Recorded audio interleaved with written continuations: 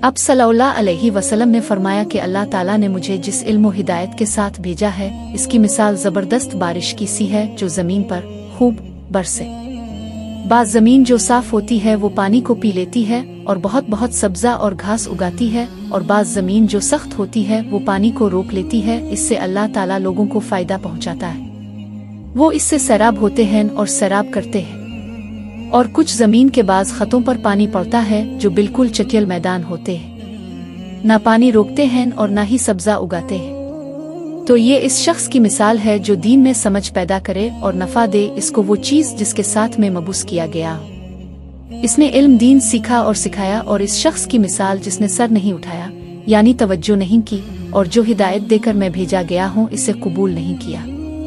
इमाम बुखारी रहमाहुल्लाह फरमाते हैं कि इब्न इसहाक ने अबू उसामा की रवायत से क़बलत अल-माक का लफ्ज़ नकल किया है। खास खित्ता ज़मीन को कहते हैं जिस पर पानी चढ़ जाए मगर ठहरे नहीं, और सफ़सफ़ इस ज़मीन को कहते हैं जो बिल्कुल हमवार हो।